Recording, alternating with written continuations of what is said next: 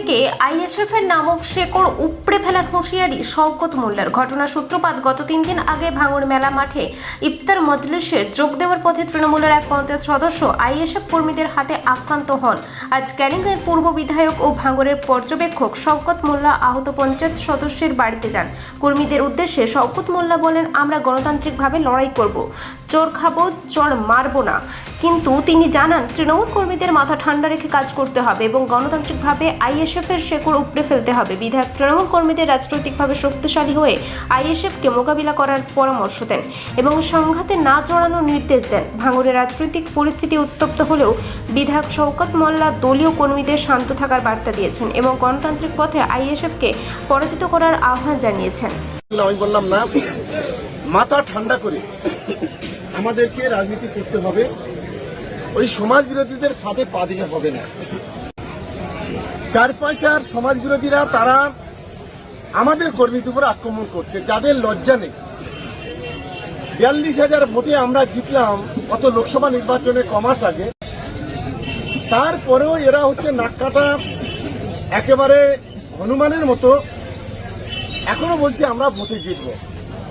আমি আমাদের কর্মীদের শুধু এইটুকু বলবো, একটু ধৈর্য ধরে মাথা ঠান্ডা করে এই একটা বছর আমাদের চলতে হবে, যতক্ষণ না পর্যন্ত ওদের যে নেতা খুনিদের মেন সর্দার নওশাদ সিদ্দিকী, ওকে যতক্ষণ না পর্যন্ত হুগলিতে পাঠাবো ততক্ষণ পর্যন্ত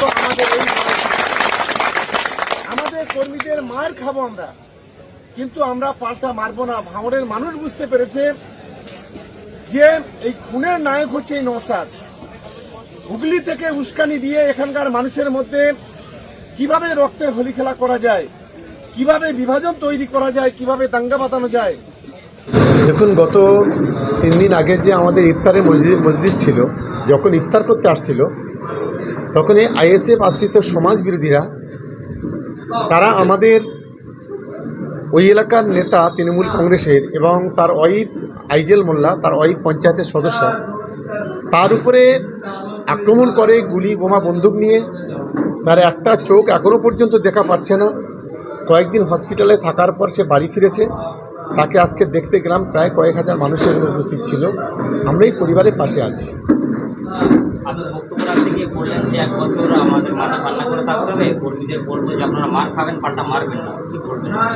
এটা আমরা আমাদের পরিষ্কার কথা যে 2024 আমরা শান্তিপূর্ণভাবে ভাঙড়ে ইলেকশন করেছি, তাতে আমরা 87,000 ভোটে জয়লাভ করেছি। আমরা আজও বলছি আমাদের সমস্ত ভাঙড় তৃণমূল কংগ্রেসের কর্মীদের, সমর্থকদের যে আমরা চড় খাবো বই, চড় মারব না। গণতান্ত্রিকভাবে এখানে আইএসএফের শেকড় উপড়ে দেবো, সেই মানসিকতা নিয়ে সকলকে কাজ করতে হবে। কোনো রকম অশান্তি, অরাজকতা, বিশৃঙ্খলার মধ্যে তৃণমূল কংগ্রেসের কর্মীদের না যাওয়ার জন্য আমি আবেদন করব।